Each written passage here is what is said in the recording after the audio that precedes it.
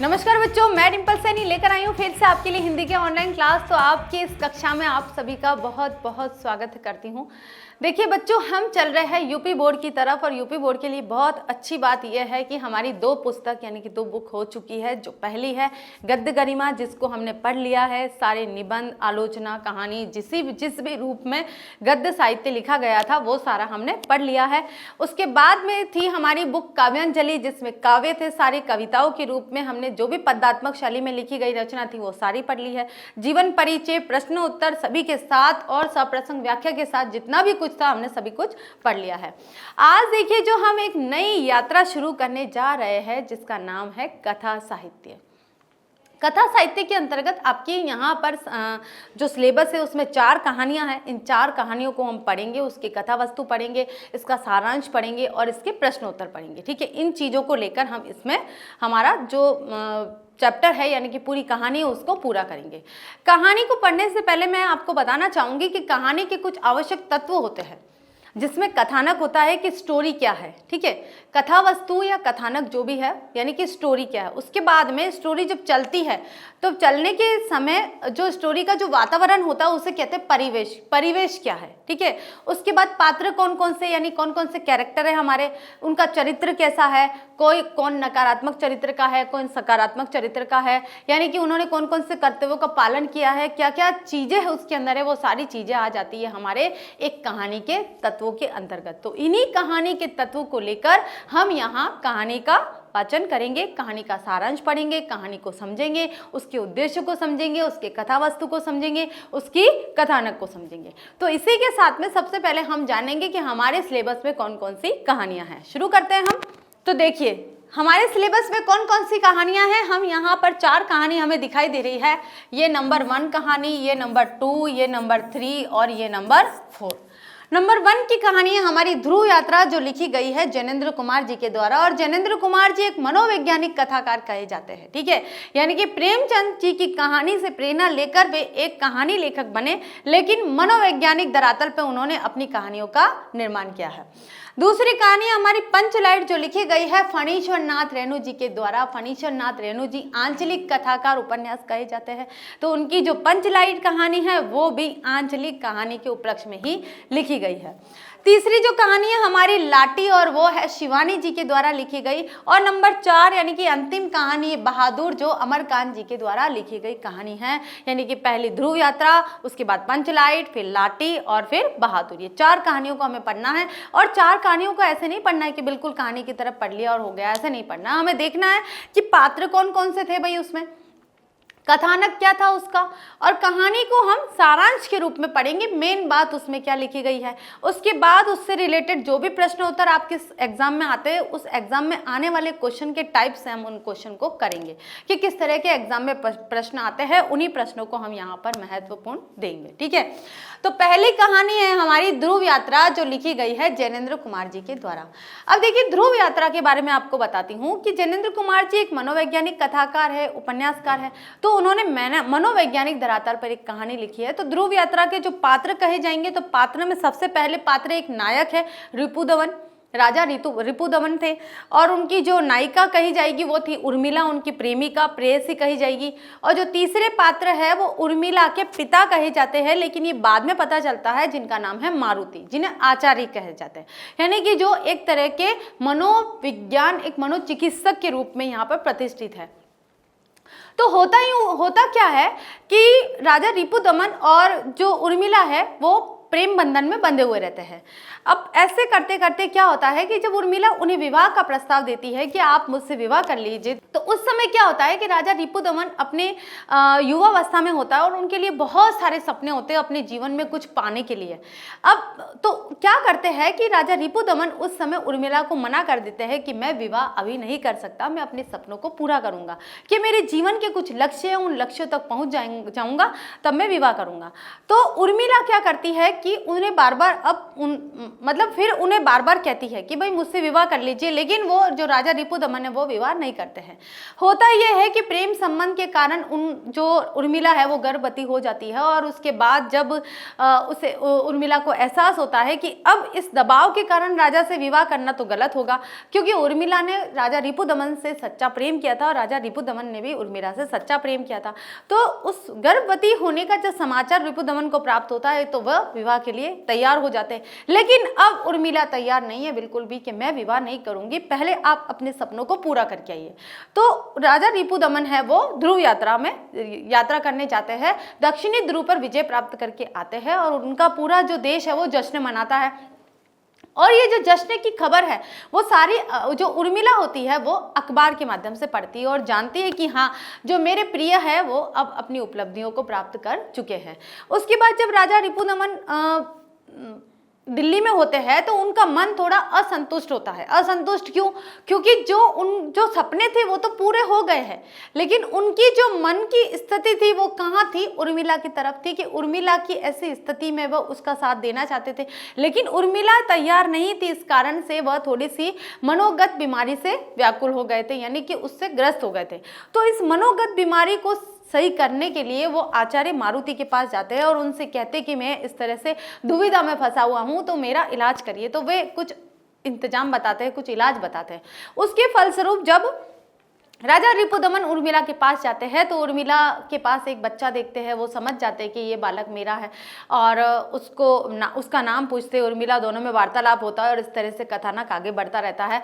तब राजा रिपुदमन कहते हैं कि मैं तुमसे विवाह करूंगा। तो उर्मिला फिर कहती है कि नहीं, अभी आपके स्वप्न अधूरे हैं, अभी आपने उत्तरी ध्रुव को जीता है, अभी आपको दक्षिणी ध्रुव पर भी जाना है और उसे भी जीत करना है, विजयी बनना है और फिर वापस यहाँ आना है, तब मैं आपसे विवाह कर लूंगी। इस तरह का कथानक चलता है और अंत में क्या होता है कि समझाने के लिए राजा रिपुदमन उर्मिला को समझाने के लिए मारुति को आग्रह करते हैं। तो मारुति कहते हैं कि ये तो मेरी ही पुत्री है। तब वो अपनी पुत्री को समझाते हैं कि तुम विवाह कर लो और शांति से यहाँ अपना जीवन यापन करो। राजा रिपुदमन से भी कहते हैं कि तुम भी मेरी पुत्री के साथ विवाह कर लो और यहाँ अपना जीवन यापन करो, यही जीवन है। किसी यात्रा को प्राप्त करना, किसी लक्ष्य को प्राप्त करना, ये सब जीवन नहीं है। लेकिन उर्मिला इन बातों से सहमत नहीं होती है। वो राजा रिपुदमन को दक्षिणी ध्रुव पर यात्रा करने के लिए भेजती है। राजा रिपुदमन को पता होता है कि दक्षिणी ध्रुव पर जाने के बाद मैं शायद नहीं बच सकूं, इसलिए क्या होता है, अंत में जब अखबार पर खबर पड़ती है उर्मिला तो पता चलता है कि राजा रिपुदमन तीसरे दिन ही, दक्षिणी ध्रुव पर जाने के तीसरे दिन ही खून से लथपथ मिले हैं। यानी कि तात्पर्य यह है कि एक सुसाइड नोट होता है उनके पास, उनके तकिए के नीचे, और लिखा होता है कि मैंने अपनी जो जीवन लीला थी उसको मैंने अपने हाथों से ही समाप्त कर लिया है, क्योंकि एक व्यक्ति ऐसा है जो मेरे इंतजार में है लेकिन मैं उसे इंतजार नहीं कराना चाहता। इस तरह से ये कथानक आगे बढ़ता रहता है। यहाँ पर ये जो स्टोरी है वो समाप्त हो जाती है कि अंत में राजा रिपुदमन अपने आप को समाप्त कर लेते हैं, क्योंकि उन्हें पता होता है कि उर्मिला का जो प्रेम है वह प्रेम क्या है, प्रेम की पराकाष्ठा को बताता है। कथा वस्तु ये है कि इस कहानी के माध्यम से जैनेंद्र कुमार जी ने मनोवैज्ञानिक तरीके से जो कहानी लिखी है, उस कहानी के माध्यम से वो प्रेम की पराकाष्ठा को बताते हैं कि प्रेम पाना नहीं होता है, प्रेम होता है एक दूसरे को आगे बढ़ाना, एक दूसरे के लिए जीना, एक दूसरे के लिए अपने सपनों को न्यौछावर कर देना, ये प्रेम होता है। तो इसी प्रेम को यहाँ व्यक्त किया गया है। हम सारांश के तौर पर इस कहानी को पढ़ेंगे, समझेंगे कि किस तरह से कथानक चला था। तो चलते हैं हमारी यात्रा की तरफ। ध्रुव यात्रा हिंदी के सुप्रसिद्ध कहानीकार जैनेंद्र कुमार द्वारा लिखित एक मनोवैज्ञानिक और मार्मिक कहानी है। बिल्कुल मार्मिक यानी दुख भरी कहानी है। इसमें कहीं भी एक ऐसा भी वाक्य, ऐसा भी कोई एक शब्द नहीं आता है जहां आपको थोड़ी सी प्रसन्नता महसूस हो, इस तरह का कोई एक शब्द नहीं आता है। पूरी कहानी में मर्म दिखाई देता है, दुख दिखाई देता है, व्यथा दिखाई देती है। जैनेंद्र प्रेमचंद परंपरा के अग्रणी कहानीकार है। इन्होंने मनोवैज्ञानिक कहानियां लिखकर हिंदी कहानी कला के क्षेत्र में एक नवीन आयाम स्थापित किया है। जैनेंद्र ने इस कहानी में मानवीय संवेदना को मनोवैज्ञानिक तथा दार्शनिक दृष्टिकोण में समन्वित करके एक नवीन विचारधारा को जन्म दिया। कहानी की कथा वस्तु में जैनेंद्र ने एक सुसंस्कारित युवती के उत्कट प्रेम की पराकाष्ठा को दर्शाया है कि सुसंस्कारित उर्मिला कैसी थी, बहुत ही संस्कारित महिला थी जिसमें प्रेम को नारी से अलग एवं उच्च स्थान दिया गया है। यह कहानी मनोवैज्ञानिकता के साथ साथ दार्शनिकता से भी ओतप्रोत है। किस प्रकार से, देखिए कैसे दार्शनिक है ये, और कैसे कि इसमें जो उर्मिला होती है वो बहुत संस्कारी महिला होती है। संस्कार के कारण देखिए वह किसी और से विवाह नहीं करती है, अपने बच्चे का पालन पोषण करती है। और क्योंकि राजा रिपुदमन स्वप्नों से भरे हुए थे तो उनके स्वप्नों को पूरा होना बहुत जरूरी है। तो राजा रिपुदमन भी बहुत उच्च कोटि के पात्र लिए गए हैं, ऐसे ही नहीं कोई आम जनता से कोई उठाए गए पात्र नहीं है, वे बहुत उच्च कोटि के यानी कि कुलीन वर्ग के पात्र लिए गए हैं। तो उनके जो स्वप्न है वो बहुत ऊंचे हैं। ध्रुव यात्रा यानी कि दक्षिणी ध्रुव और उत्तरी ध्रुव की यात्रा करना और उनको विजित करना बहुत बड़ा काम होता है। तो ऐसे कथानक यहाँ पर लिए गए हैं। तो इन्हीं चीजों के कारण कहा गया है कि जो कहानी है वो मनोवैज्ञानिकता के साथ साथ दार्शनिकता से भी ओतप्रोत है। आगे चलते हैं। कहानी का प्रत्येक पात्र कर्तव्य निष्ठा एवं नैतिकता के प्रति सचेत दिखाई पड़ता है। कैसे? कहा कर्तव्य निष्ठा यानी कि दायित्व बोध थे, दायित्व बोध यानी कि अपनी जिम्मेदारियों का पालन करना। राजा रिपुदमन ने कौन से कर्तव्य का निर्वाह किया कि अपने सपनों को पूरा करने का जो कर्तव्य था स्वयं का वो निर्वाह किया। और दूसरा उर्मिला के कहे अनुसार, क्योंकि उर्मिला ने उन्हें आदेश दिया था कि आपको उत्तरी ध्रुव और दक्षिणी ध्रुव पर जीत हासिल करनी है, इसलिए उन्होंने इस कर्तव्यों का पालन किया। दूसरा, उर्मिला ने अपने कर्तव्य का पालन किया, एक पत्नी न होते हुए भी एक पत्नी के रूप में जीवन यापन किया। उन्होंने किसी भी प्रकार से राजा रिपुदमन के मार्ग में बाधा बनने का प्रयत्न नहीं किया। आचार्य जो मारुति थे उन्होंने भी अपना पालन किया कि उन्होंने अपनी पुत्री को कहा कि भाई तुम अपना जीवन यापन करो, अब वैवाहिक जीवन यापन रिपुदमन के साथ में करो, लेकिन वह उनकी जो इच्छा थी, उर्मिला की जो इच्छा थी, उसके विरुद्ध मारुति ने किसी भी प्रकार का कोई कार्य नहीं किया। तो ऐसे जो भी कथानक, जो भी पात्र थे, उन्होंने सबने अपना अपना कर्तव्य निर्वाह किया एवं नैतिकता के प्रति सचेत दिखाई पड़ता है, जिसकी पूर्णता के लिए वे जीवन अर्पण करने से भी नहीं कतराते। प्रेम की पवित्रता को आदर्शवाद की कसौटी पर कसना कहानी का प्रतिपाद रहा है। अपने प्रतिपाद को व्यक्त करने में कहानीकार को सफलता तो अवश्य मिल गई, किंतु वास्तविक जीवन में उस आदर्शवाद का मिलना दुर्लभ है। क्या ऐसा आदर्शवाद कि कोई व्यक्ति, कोई जैसे दो युगल, कोई प्रेमी युगल हो और उनको साथ में न रहना और अपने प्रेम के कारण एक दूसरे को न्यौछावर करना, यानी कि एक के प्रति दूसरा अपने अधिकारों, अपने कर्तव्यों का न्यौछावर कर रहा है, अपने सपनों का न्यौछावर कर रहा है, और दूसरा एक के प्रेम के प्रति अपने सपनों को न्यौछावर कर रहा है। कि अब राजा रिपुदमन अपने परिवार के साथ में रहना चाहते थे, लेकिन उर्मिला अपने पति के, अपने प्रेमी के जो भी सपने थे उनको पूरे करने के लिए बाधा के रूप में नहीं आना चाहती थी, इसलिए उसने भी अपना कर्तव्य निर्वाह किया और यहाँ रिपुदमन ने भी अपना कर्तव्य का निर्वाह किया। लेकिन ऐसे आदर्श क्या आम जनता में देखने को मिलते? ये नहीं मिलते हैं। तो ये बात यही है कि कहानीकार को सफलता तो मिल गई कि कहानी को व्यक्त किया है कि हाँ इस तरह का आदर्श होता है ना, लेकिन वास्तविक जीवन में उस आदर्शवाद का मिलना बहुत मुश्किल है। वास्तविक जीवन में ऐसे आदर्श प्रस्तुत नहीं किए जाते हैं। आगे देखते हैं। अब हम यहाँ पर कथा सारांश देखते हैं। जो कथानक है वो किस प्रकार से चला है कि राजा रिपुदमन बहादुर उत्तरी ध्रुव को जीतकर यूरोप के नगर नगर से बधाइयां लेते हुए हिंदुस्तान आ रहे हैं, और यह खबर अखबारों ने पहले पेज पर मोटे अक्षरों में प्रकाशित की। इसके बाद प्रतिदिन उनके संदेश, जीवन के उद्देश्य और आगामी कार्यक्रमों के विषय में जोर शोर से अखबारों में छपता रहता है। अब वे बंबई होते हुए दिल्ली आ गए हैं। उनकी प्रेयसी उर्मिला प्रतिदिन उनसे संबंधित खबरें बड़े मन से पढ़कर अपने शिशु के लालन पालन पर अपना ध्यान लगाए हुए है।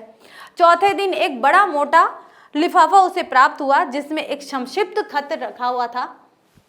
उर्मिला ने उसको भी पढ़कर लिफाफे को मोड़कर उसी प्रकार रख दिया जिस प्रकार से यह अखबार में उनकी खबर पढ़कर रख देती थी।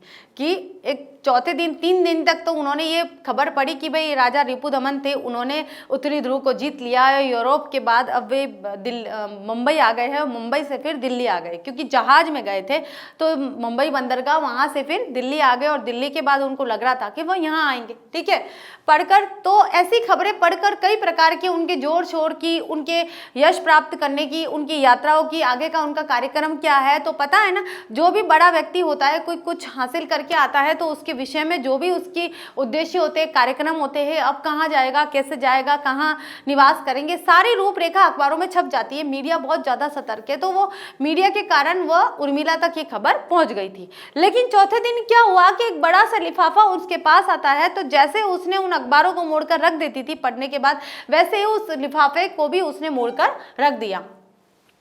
राजा रिपुदमन को स्वयं से शिकायत है कि उन्हें नींद कम आती है और मन काबू में नहीं रहता। यूरोप में उन्होंने मनसोपचार का मतलब होता है मन का उपचार, मन का उपचार, मन के उपचार के संबंध में आचार्य मारुति की ख्याति सुनी थी। उन्होंने सुना था कि जो आचार्य मारुति है वो मन का उपचार यानी कि मानसिक चिकित्सक है, मनोचिकित्सक है। वे फुर्सत मिलते ही वे उनकी शरण में पहुंचे। आचार्य विजेता के रूप में राजा का अभिवादन करते हैं, क्योंकि ऐसे ये राजा रिपुदमन थे, वो विजेता थे, तो उनको पूरा विश्व जान गया था, इसलिए सभी जानते थे। तो आचार्य मारुति ने भी उनका अभिवादन किया, स्वागत किया। रिपुदमन अपनी विजय को एक छल मानते हैं। छल यानी कि एक धोखा मानते हैं कि एक तरह का धोखा ही है। मुझे कुछ लोग कहते हैं कि मुझे जीत प्राप्त हुई है। रिपुदमन का मानना, इस पंक्ति का अर्थ क्या है कि रिपुदमन अपनी विजय को छल मानते हैं, तो उसका तात्पर्य, उसका अर्थ ये हुआ है कि रिपुदमन राजा है वह इस जीत को एक धोखा मानते हैं, क्योंकि बाद में पहले भले ही उनका सपना रहा हो कि मुझे पूरे विश्व को जीतना है, पूरी पृथ्वी को जीतना है, लेकिन बाद में जब अब प्रेम में पड़ गए थे, उर्मिला के प्रेम में, तो उनको ये हुआ कि भाई मुझे प्रेम भी प्राप्त होना चाहिए। तो ये जो जीत है उनको, क्योंकि प्रेम से वह अछूते रह गए, ठीक है, जो उनको प्राप्त करना था वो नहीं प्राप्त कर पाए, इसलिए ये जो जीत है वो उन्हें एक धोखा टाइप का लग रही थी। वह आचार्य को अपनी परेशानी बताते हैं। आचार्य राजा को डायरी लिखने का आदेश देकर कल मिलने के लिए कहते हैं और शारीरिक रूप से राजा को स्वस्थ बताते कि भाई आप शारीरिक रूप से स्वस्थ हो, आपको कुछ नहीं हुआ है, लेकिन हाँ आप अपनी दैनिक दिनचर्या है, उस दिनचर्या को आप इस डायरी में नोट करिए, तब मैं बताऊंगा कि आपको क्या परेशानी है, क्योंकि आपके साथ क्या क्या हो रहा है, हर घड़ी हर क्षण आप क्या महसूस कर रहे हैं, किन किन कामों में आप व्यस्त रहते हैं, तो वो मुझे पता हो तब मैं आपका इलाज करूंगा। आचार्य उन्हें उनके पिता की चिंता के विषय में बताते हैं कि आप अपने पिता की इच्छा के अनुरूप विवाह कर ले। रिपुदमन विवाह को बंधन मानकर उससे इनकार करते हैं, किंतु प्रेम को सत्य मानते हैं। आचार्य किसी भी प्रकार परिजनों से मिलकर परसों मिलने के लिए कहते हैं। उन्हें कहते हैं कि भाई मैं अब परसों मिलूंगा, अभी नहीं मिल पाऊंगा। समय बीतते बीतते राजा ने एक दिन उर्मिला से सिनेमा के बॉक्स में भेंट की। उर्मिला बच्चे को साथ लाई थी। बॉक्स में केवल बच्चे के नाम को लेकर चर्चा हुई। फिर दोनों जमुना किनारे पहुंच गए। राजा ने कहा, अब कहो मुझे क्या कहती हो, कि जो उर्मिला है उनकी प्रेमिका, वो उन्हें सिनेमा बॉक्स के वहाँ पे, यानी कि जो सिनेमा दिखाया जाता है उस बॉक्स के वहाँ पर दोनों मिले, और दोनों मिले तो बच्चे के बारे में पूछा, नाम की थोड़ी सी बहस हुई कि क्या नाम होना चाहिए, ये होना चाहिए, वो होना चाहिए, इस तरह से कोई वार्तालाप बना। और वे अब एक तरफ जाकर बैठे और अब उनसे पूछती कि भाई अब क्या कहती हो, बताओ मुझे, अब क्या आदेश है मेरे लिए। तो उर्मिला राजा को अपनी तथा बच्चे की जिम्मेदारी से मुक्त करती है कि अब मेरी और बच्चे की जिम्मेदारी आप पर नहीं है, आप स्वतंत्र हो। अपने लक्ष्य को प्राप्त करने के लिए प्रेरित करती है कि लक्ष्य को प्राप्त करिए आप, ठीक है, आपका जो लक्ष्य है कि उत्तरी ध्रुव को आपने जीत लिया है, अब दक्षिणी ध्रुव को आपको जीतना है, तो आप अपने लक्ष्य की तरफ फोकस करिए। वह कहती है कि तुम्हारी प्रत्येक सफलता पर मुझे गर्व है और मैं उसी के लिए जीवित हूँ। राजा उर्मिला से आचार्य मारुति की विवाह की बात को बताते हैं। वे बोलते हैं कि आचार्य मारुति ने कहा है कि मैं तुमसे विवाह कर लूं, तभी मैं थोड़ा सही रहूंगा, क्योंकि मुझे मानसिक बीमारी हो गई है, मेरा मन सही नहीं लगता है, मुझे अच्छा नहीं लगता है, कोई बात अच्छी नहीं लगती है, मैं थोड़ा अस्वस्थ सा, मानसिक रूप से अस्वस्थ सा महसूस करता हूँ। तो इसके फलस्वरूप जो आचार्य मारुति है उन्होंने मुझे तुमसे मतलब किसी से भी विवाह करने का कहा है, विवाह करके मैं अपना घर बसाऊं, इस तरह से सलाह दी है।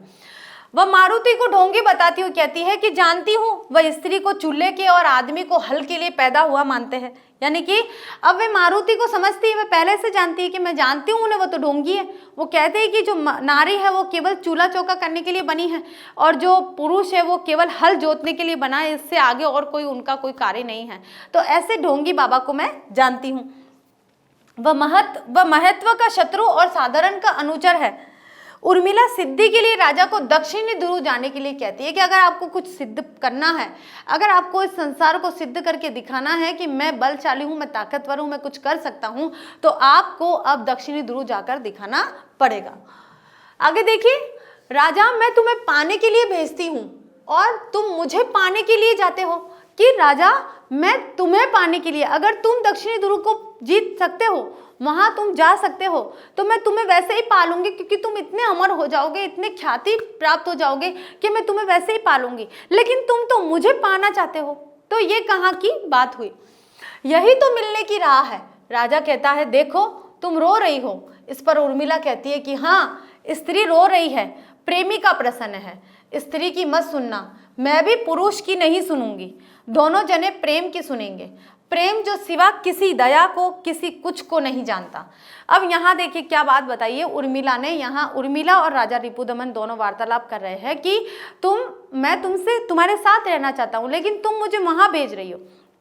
तो उर्मिला कह रही है कि मैं स्त्री हूँ, अगर स्त्री हूँ तो स्त्री को जो पुरुष की आवश्यकता है इसलिए मैं रो रही हूँ, लेकिन अगर मैं प्रेमिका बन जाती हूँ तो प्रेमिका अपने प्रेमी का यशोगान करवाना चाहती है, तो प्रेमिका बनकर मैं तुम्हें कहूँगी कि तुम वहाँ जाओ। इसी प्रकार से तुम भी एक पुरुष होकर मुझे प्राप्त करना चाहते हो, लेकिन जब प्रेमी बन जाओगे तो तुम भी मेरे लिए, कि मेरी भी सिद्धि हो, मुझे भी ख्याति प्राप्त हो, यशोगान हो कि मैं तुम्हें जानती हूँ, मैं तुम्हारा और मेरा कोई संबंध है, इसलिए मेरे प्रेम के खातिर तुम भी ये कार्य करने के लिए आतुर हो जाओगे, तुम भी दक्षिणी ध्रुव को जाने के लिए तैयार हो जाओगे। इसलिए प्रेम को यहाँ महत्वता दिए, प्रेम की पराकाष्ठा बताइए कि प्रेम कितना ऊंचा होता है। प्रेम छोटे छोटे चीजों को पाना नहीं होता है, बड़ी बड़ी कुर्बानी देना होता है, तो यही प्रेम है। निश्चित समय के अनुसार राजा रिपुदमन डायरी के साथ आचार्य से मिलते हैं कि जब आचार्य मारुति ने उन्हें समय दिया कि तुम ये डायरी लिखो और कुछ समय बाद में तुम्हें मिलूंगा, तो ऐसे समय के साथ कुछ डायरी के पन्ने लिखते हैं और राजा रिपुदमन आचार्य मारुति से मिलता है। आचार्य उनसे उनके तथा उर्मिला के संबंध के विषय में पूछते हैं कि तुम्हारे कैसे संबंध है। तो वे बताते हैं कि उर्मिला की प्रेरणा से ही मैं ध्रुव यात्रा पर गया था, उर्मिला ने ही मुझे प्रेरित किया था और इसीलिए मैं ध्रुव यात्रा पर गया था। उससे पहले वह विवाह के लिए उद्यत थी, कि पहले वो उद्यत थी, मैं तैयार नहीं था। गर्भ के बाद मैंने विवाह पूर्वक साथ रहने का निश्चय किया, किंतु उसने ध्रुव यात्रा पर जाने का आग्रह कर लिया। जब वह गर्भवती हो गई तो मैंने कहा कि चलो मैं विवाह कर लेता हूँ, क्योंकि अब तो मजबूरी हो गई है। लेकिन उर्मिला क्योंकि रिपुदमन से प्रेम करती थी तो उसे किसी भी मजबूरी में फंसाना नहीं चाहती थी। वह चाहती थी कि मेरे जो प्रियतम जो प्राप्त करना चाहते हैं वो प्राप्त करें। तो प्रेम का मतलब ये नहीं है कि आप उसे बंधन में बांध कर रखें, प्रेम का मतलब है कि वह उसे जिस लक्ष्य तक जाना चाहता है उस लक्ष्य तक जाए। और मैं चला गया, लौटने पर वह शायद प्रसन्न हुई, लेकिन अब रुकने से अप्रसन्न है। कि अब ये बात कौन बता रहे हैं? रिपुदमन बता रहे हैं। किसको? आचार्य मारुति को बता रहे हैं कि पहले वह विवाह करना चाहती थी, लेकिन मैं नहीं करना चाहता था। फिर मैं करना चाहता था तो उसने मना कर दिया, मुझे ध्रुव यात्रा पर भेज दिया।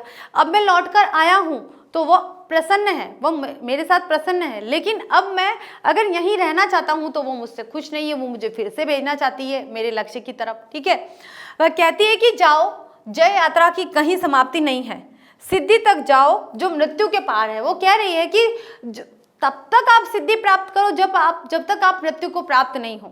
तो जब तक आपकी जय नहीं हो, यानी कि सिद्धि तब तक प्राप्त करो जब तक आप मौत को प्राप्त नहीं हो जाओ। तो अगर मौत को ही प्राप्त होना है तो इस प्रकार का प्रेम वो कौन? उर्मिला रिपुदमन से करती है।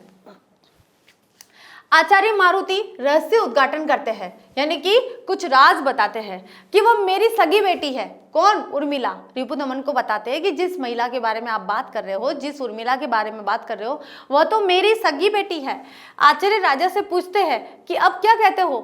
राजा कहते हैं मेरे लिए सब उर्मी से पूछिए, कि मेरे लिए जो भी पूछना है, मेरे जीवन का जो भी विषय है, यानी कि मेरे जीवन का जो भी इंतजाम करना है या जो भी फैसला लेना है, निर्णय लेना है, वो सब उर्मिला से पूछिए, मुझसे नहीं, क्योंकि मैं तो उससे प्रेरणा लेकर आगे बढ़ा हूँ। उसने मुझे प्रेरणा दी कि मुझे जीवन में क्या करना है। आचार्य राजा से कहते हैं सुनो रिपुदमन, तुम अच्छे लड़के हो, उर्मी मुझसे बाहर न होगी पुत्र की, यानी कि तुम अच्छे लड़के हो, उर्मी मुझसे बाहर ना होगी, मतलब कि मेरे विचारों से ही सहमत होगी, मेरे विचारों से असहमत नहीं होगी। कि जैसा मैं सोच रहा हूँ कि वह तुमसे विवाह करके यहाँ बसना चाहती है, वैसे ही वह भी यही सोच रही होगी। ठीक है, तुम पुत्र की व्यवस्था हो जाएगी, यानी कि तुम्हारे पुत्र को भी नाम मिल जाएगा और उसका भी पालन पोषण ढंग से हो जाएगा और तुम लोग विवाह करके यहीं रहोगे। रिपुदमन ने हाथों से मुंह ढककर कहा, मैं कुछ नहीं जानता, उर्मी कहे वही मेरी होनहार है, यानी कि मुझे कुछ नहीं पता। अगर उर्मिला कहती है कि मुझे क्या करना है वही मेरे लिए सब कुछ है, मैं वही करने के लिए तैयार हूं। आचार्य के बुलावे पर उर्मिला पिता के पास पहुंचती है। आचार्य जब बुलावा भेजते हैं तो उर्मिला को पता है कि मेरे वो पिता है, इसलिए पिता के बारे में सब कुछ जानती है, तो वो पहले उन्हें डोंगी कहती है, फिर वो अपने पिता के पास पहुंचती है, लेकिन पूरी तैयारी के साथ, मानसिक तैयारी के साथ कि उसके पिता उससे क्या कहने वाले हैं। आचार्य उससे कहते हैं कि तुम रिपु के साथ विवाह करके दोनों साथ रहो, कि तुम रिपुदमन से विवाह कर लो और दोनों साथ रहो। वह अपनी बात पर अडिग रहती है। कौन सी बात पर? कि मुझे विवाह नहीं करना है, मेरे प्रियतम को सिद्धि प्राप्त करने के लिए मुझे बाहर भेजना है और मैं वहां भेजकर ही रहूंगी। मुझे पाने के लिए उन्हें जाना होगा, कि अगर वो मुझे पाना चाहते हैं कि मैं उनकी बनी रहूं, उसके लिए उन्हें मुझसे अलग जाना होगा। ये क्या है? प्रेम है। हम लोग जो प्रेम जानते हैं वो बहुत अलग है और ये जो प्रेम बताया गया यहाँ पर वो अलग है। तो प्रेम एक, हम बोल सकते हैं, त्याग की पराकाष्ठा होती है। अगर त्याग किया आपने वही प्रेम है, तो प्रेम महत्वपूर्ण होता है। इस कहानी में प्रेम की पराकाष्ठा को, उत्कटता को बताया गया है कि प्रेम क्या है। कि मुझे पाने के लिए उन्हें जाना होगा, उन्हें पाने के लिए मुझे भेजना होगा। कि अगर मैं उन्हें प्राप्त करना चाहती हूँ, मैं उन्हें कब प्राप्त करना चाहूंगी? कि जब जो जैसा वे जीवन में प्राप्त जो कुछ हासिल करना चाहते थे और वो सब उन्होंने हासिल कर लिया, तो मैंने वैसे ही उन्हें पा लिया, उसी रूप में मैंने पा लिया। और अगर अपने सपनों को दमन करके, उनको तोड़ ताड़ के और फिर वो मेरे पास आते हैं, तो ना वो मुझे प्राप्त कर सकते, ना मैं उन्हें प्राप्त कर सकती हूँ। तो मेरे प्रेम वही है, मैं और रिपुदमन अगर आपस में प्रेम करते हैं तो प्रेम वही है कि वह मुझे पाने के लिए वहाँ जाए और मैं उन्हें पाने के लिए यहाँ से उन्हें भेजूँ। या आपको कैसे समझाऊँ? मारुति अपने अंत समय में पुत्री उर्मिला से कहते हैं कि वह रिपु से विवाह करके उन्हें संतोष दे सकती है। संतोष यानी कि एक पिता कब संतुष्ट हो सकता है? जब उसकी पुत्री का घर बस जाए। तो यहाँ तो जो उर्मिला है उसका घर बिल्कुल ही बिखरा बिखरा सा नजर आता, तो एक पिता किस प्रकार से संतुष्ट हो सकते थे? तो वे कहते हैं कि तुम रिपु से, यानी रिपुदमन से विवाह कर लो और मुझे संतुष्टि प्रदान करो, ताकि मैं अशांति से मर सकूं, इस लोक से सिधार सकूं, परलोक सिधार सकूं, कि मेरी जो पुत्री है उसका जो घर है वो व्यवस्थित हो गया है।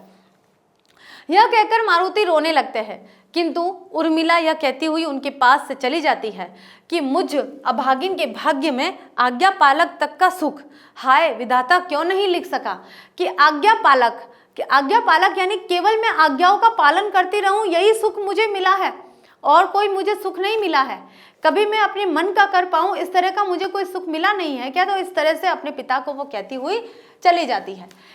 रिपुदमन उर्मिला से पूछते हैं कि मुझे कब जाना है। अब रिपुदमन को पता है कि मुझे तो जाना है, क्योंकि उर्मिला का प्रेम है और उर्मिला ही मेरे जीवन की होनहार है, वही मेरे जीवन की कर्ता धर्ता है, वही बताएगी, वह मेरी प्रेरणा है, तो वही बताएगी कि मुझे कब जाना है। तो उर्मिला कहती है, उर्मिला उत्तर देती है कि जब हवाई जहाज मिल जाए, कि जब आपको हवाई जहाज मिल जाए तब आप यहाँ से चले जाइएगा। राजा उसी समय शटलैंड के लिए पूरा जहाज बुक कर देते हैं। जहाज परसों आएगा। परसों जाने की बात सुनकर उर्मिला कहती है कि तुम परसों नहीं जाओगे, क्योंकि यह तो बहुत जल्दी है। अब उर्मिला क्योंकि रिपुदमन से प्रेम करती है, वह भले ही उन्हें जाने के लिए कहती है, लेकिन वह ये भी सोचती है कि कुछ दिन राजा मेरे साथ रहे, कुछ दिन मेरे बच्चे के साथ रहे, कुछ दिन मैं उनके साथ रहूं। इसलिए वो जब परसों जाने की बात हो जाती है तो वो थोड़ी सी घबरा जाती है और कहती है कि इतना जल्दी क्या है, चले जाना, जाना तो है लेकिन चले जाना, जल्दी है। यह कहते कहते उसकी आंखों में आंसू आ जाते हैं कि देखिए मैंने तो कहा, लेकिन राजा रवाना ही हो गए, राजा ने तो सब कुछ बुक कर लिया है। तो वो थोड़ी सी भावुक हो जाती है और वह रिपु का हाथ पकड़ लेती है। इस पर राजा कहते हैं कि मैं स्त्री की बात नहीं सुनूंगा, मुझे प्रेमिका के मंत्र का वरदान है, कि मुझे प्रेमिका ने कहा है कि मुझे सिद्धि प्राप्त करनी है, इसलिए मैं स्त्री की बात नहीं सुनूंगा। कि तुम जो अभी भावुक हो गई हो वो एक स्त्री गुण है, और लेकिन मेरी जो प्रेरणा है वो है मेरी प्रेमिका। तो उर्मिला के अंदर दोनों चरित्र थे, स्त्री के भी चरित्र थे और प्रेमिका के भी चरित्र थे, लेकिन जो खास करके जो ऊपर उभर कर आया था वो एक प्रेमिका का चरित्र था। कहीं कहीं पर स्त्री का चरित्र आ जाता है तो राजा उसे उस तरह से वहां पर व्यवहार करते हैं। आगे देखिए, रिपु दमन के दक्षिणी ध्रुव जाने की खबर से दुनिया के अखबारों में धूम मच गई कि भाई देखिए हर कोई दक्षिणी ध्रुव थोड़ा ना जा सकता है। उत्तरी ध्रुव को उन्होंने जीत लिया है और अब दक्षिणी ध्रुव जाना है, उन्हें तो अखबारों में धूम मच गई कि एक व्यक्ति है जो दक्षिणी ध्रुव जा रहा है। आप सबको पता है मीडिया किस तरह से ज़्यादा संचालित करती है खबरों को। लोगों की उत्कंठा का ठिकाना न था। राजा की विभिन्न कोणों से ली गई असंख्य तस्वीरें, राजा की विभिन्न कोणों से मतलब हर एंगल से उस राजा की तस्वीर ली गई थी और वो सारी तस्वीरें अखबार में छप रही थी। उर्मिला अखबार पढ़ती और रख देती, अनंतर शून्य में देखती रह जाती, नहीं तो बच्चे में डूबती। आज उसके जाने की अंतिम संध्या है, यानी कि रिपु दमन आज उसके वहाँ से रवाना हो जाएंगे। ये अंतिम शाम थी, कल वे वहाँ से रवाना हो जाएंगे। तो वह सोच रही है कि राष्ट्रपति की ओर से दिया गया भोज हो रहा होगा। अब उसे पता है कि जब दिल्ली चले गए हैं, दिल्ली से ही वे रवाना होंगे जहाज के अंदर बैठकर, तो वे सोच रही है मनी मन कि आज शाम तक वे यहाँ पर है, उसके बाद वे दक्षिणी ध्रुव चले जाएंगे। और आज राष्ट्रपति की तरफ से एक भोज रखा गया है, उस भोज को वो ले रहे होंगे, क्योंकि राजा रिपु दमन जो थे बहुत ही बड़ा काम करके आए थे और इतने बड़े काम करने के बाद में हर कोई उन्हें सम्मानित करना चाह रहा था। सब राष्ट्रदूत होंगे, सब नायक, सब दलपति। तीसरे दिन उर्मिला ने अखबार उठाया। खबर अखबार की सूखी है और बॉक्स में खबर है, राजा रिपु दमन सवेरे खून में भरे पाए गए। आगे देखिए, गोली का कनपटी के आर पार निशाना है। कनपटी क्या होती है? ये भाग होता है और यहाँ से आर पार, यानी कि यहाँ से लगी है और यहाँ निकल गई है, इस प्रकार से आर पार निशाना हो रखा है। खबर छोटी थी, जल्दी पड़ गई। अखबार में विवरण और विस्तार के साथ दूसरी सूचनाएं थी, खासकर राष्ट्रपति भोज का पूरा विवरण था कि एक व्यक्ति है कि इतना प्रसिद्ध व्यक्ति है और अचानक से उसकी मृत्यु की खबर आ जाती है, तो मृत्यु के पहले उसने क्या क्या किया था, तो उसका एक एक चीज का एक एक समय का विवरण दिया गया था कि उन्होंने किस प्रकार से भोजन लिया, किस प्रकार से वहाँ बैठे उठे, किन से वार्तालाप किया, कब वहाँ से रवाना हुए निकले, इस तरह से पूरा विवरण दिया गया था, जिसे दुनिया का एक महत्वपूर्ण समारोह कहा गया था। उर्मिला रस की एक बूंद नहीं छोड़ सकी। रस की मतलब कि उस अखबार से लेने के लिए जो जो चीजें उसे मिल रही थी, जो जो पढ़ने को मिल रहा था अपने प्रियतम के प्रति, वो उसके लिए रस था, वो उसके लिए एक तरह की समाचार था, उसके लिए एक तरह का महत्वपूर्ण समाचार था। उसने अक्षर अक्षर सब पढ़ डाला। उसी दिन अखबार ने अपने खास अंक में मृत व्यक्ति का तकिए के नीचे से मिला जो पत्र छापा था, वह इस प्रकार था। अब क्या हुआ था कि अब ये तो पता चल गया कि वो खून से लथपथ थे, रिपु दमन मृत्यु को प्राप्त हो चुके थे। उनकी कनपटी के वहाँ से एक गोली लगी थी जो दूसरी तरफ से निकल गई थी, तो हो सकता है सब क्या हुआ क्या नहीं हुआ। अब रिपु दमन ने जब इस तरह से कार्य किया, सुसाइड किया, तो ये जो गोली लगी थी यहाँ से जो निकल गई थी, उसके बाद वे मृत पाए गए। तो एक तकिए था, इस तकिए के नीचे उन्होंने एक कोई लेटर लिखा हुआ था, वो पत्र मिला। वो पत्र ऐसा का ऐसा अखबार में छापा गया, जिसमें लिखा हुआ था, क्या लिखा हुआ था वो हम पढ़ेंगे कि जिसमें जो चीज़ लिखी गई थी कि रिपु दमन क्या कहना चाह रहे थे, उन्होंने बंधुओं को, यहाँ की जनता के लिए या अपने प्रियतम के लिए, अपने प्रेयसी के लिए क्या संदेश भेजा है, वो उस खत के माध्यम से पता चला है। तो पढ़ते हम। सबके प्रति, यानी सभी के लिए ये खत था। बंधुओं, मैं दक्षिणी ध्रुव जा रहा था, सब तैयारियां थी। ध्रुव में मुझे महत्व नहीं है, यानी कि मैं दक्षिणी ध्रुव जा रहा था, सारी तैयारियां थी, लेकिन ध्रुव में मुझे महत्व नहीं है, कि मुझे ध्रुव जाने की कोई इच्छा नहीं है। फिर भी मैं जाना चाहता था। क्यों जाना चाहता था? क्योंकि उनकी जो प्रेमिका है, उन्होंने प्रेरणा दी थी कि तुम वहां जाओ और सिद्धि प्राप्त करो, ठीक है। कारण इस बार मुझे वापस आना नहीं था। ध्रुव के एकांत में मृत्यु सुखकर होती है, यानी कि सुखकर होती है ध्रुव के एकांत में। अगर मैं दक्षिण ध्रुव चला जाता हूं तो मुझे सुखदायी मृत्यु प्राप्त होने वाली थी, आराम से, किसी प्रकार का कोई कंटक, कोई रोड़ा, कोई बाधा बीच में नहीं आने वाली थी।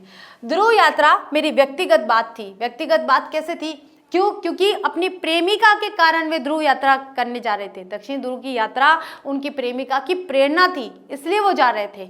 उनको पता था कि व्यक्तिगत कोई लक्ष्य नहीं था, किसी प्रतिद्वंदी के कहे अनुसार वो नहीं जा रहे थे, किसी चीज को प्राप्त करने नहीं जा रहे थे। ये जो यात्राएं थी, ध्रुव यात्रा, चाहे वो दक्षिणी ध्रुव की यात्रा हो, चाहे उत्तरी ध्रुव की यात्रा थी, ये उनकी व्यक्तिगत बात थी और अपनी प्रेमिका के कारण वे जा रहे थे। उसे सार्वजनिक महत्व दिया गया। यात्रा तो मेरी व्यक्तिगत थी, लेकिन जो महत्व दिया गया वो सभी ने महत्व दिया, क्योंकि एक प्रतिष्ठा बन गई हमारे देश की, मेरे समाज की प्रतिष्ठा बन गई कि इस फला देश का व्यक्ति दक्षिणी ध्रुव की यात्रा करने जा रहा है, फला देश का व्यक्ति उत्तरी ध्रुव की यात्रा करके आ गया है। तो एक स्टेटस कायम हो गया, हमारे देश का एक महत्व कायम हो गया। यह अन्याय है। इसी शाम राष्ट्रपति और राष्ट्रदूतों ने मुझे बधाइयाँ दी, मेरे पराक्रम को सराहा, पर उन्हें छल हुआ है। मैं यह श्रेय नहीं ले सकता, यह चोरी होगी। इस ब्रह्म में लोगों को रखना मेरे लिए गुनाह है। क्या अच्छा होता कि ध्रुव में जा सकता, लेकिन लोगों ने सार्वजनिक रूप से जो श्रेय मुझ पर डाला उसका स्वल्पांश भी किसी तरह अपने साथ लेकर मैं नहीं बढ़ सकता हूँ। अब देखिए यहाँ पर रिपुदमन क्या कह रहा है कि जिस ध्रुव की यात्रा में मैं जा रहा हूँ उसका सारा श्रेय मुझे दिया जा रहा है कि मैं इतनी बड़ी बात सोच रहा हूँ, मैं इतना महान व्यक्तित्व का व्यक्ति हूँ, मैं इतने महान कार्य कर रहा हूँ। अखबारों में आप सबको पता है कैसी कैसी खबर छपती है, जब ऐसे कार्य किए जाते हैं तो सारा श्रेय उस व्यक्ति को दे दिया जाता है कि ये इसके जीवन में इस प्रकार है, इनकी जो सोच है वो ऐसी है, इनके सिद्धांत ऐसे है, इनके नियम ऐसे है, इनके ये दायित्व बोध है, ये देश के लिए कुछ करना चाह रहे हैं, वगैरह वगैरह बहुत सारी चीजें मतलब बता दी जाती है। लेकिन यहाँ पर रिपुदमन का मानना था, वो क्या कह रहा है कि ये जो सारी जो क्रियाएं हो रही है, जो भी मैं कार्य कर रहा हूँ वो मेरा करा हुआ नहीं है। वो उन्हें पता था कि मैं तो अपने प्रेमिका यानी उर्मिला की प्रेरणा से जा रहा हूँ, उर्मिला मुझे फोर्स कर रही है कि मुझे वहाँ जाना है, इसलिए वो वहाँ गए थे। लेकिन राष्ट्रदूत है, राष्ट्रपति है, राजनायक है, जनता है, जो भी उन्हें बधाइयाँ दे रही थी कि भाई आप जा रहे हो, बहुत अच्छा काम कर रहे हो, बहुत मतलब उनको बहुत सारा अभिवादन कर रही थी, तो वो इसलिए वो दुखी हो गए कि ये सब जो श्रेय मिल रहा है तो मैं एक तरह से गुनहगार हो गया हूँ, क्योंकि इसका हकदार मैं नहीं हूँ। ये तो एक तरह की चोरी है कि इन बधाइयों की चोरी मुझे बधाइयाँ जो मिल रही है तो एक तरह की चोरी है, क्योंकि मैं उस व्यक्ति का स्पष्टतः नाम बता नहीं पा रहा हूँ, तो ये मेरे लिए एक गुनाह है। तो वो गुनाह को अपने मन में धारण किए हुए फिर ध्रुव की तरफ बढ़ रहे थे। यात्रा एकदम निजी कारणों से थी। मुझे बहुत खेद है कि मैं किसी से मिले आदेश और उसे दिए गए अपने वचन को पूरा नहीं कर पा रहा हूँ, लेकिन ध्रुव पर भी मुझे बचना था नहीं, इसलिए बचना अब नहीं है। मुझे संतोष है कि किसी की परिपूर्णता में काम आ रहा हूँ। मैं पूरे होश हवास में अपना काम तमाम कर रहा हूँ। भगवान मेरी प्रिय के अर्थ मेरी आत्मा की रक्षा करे।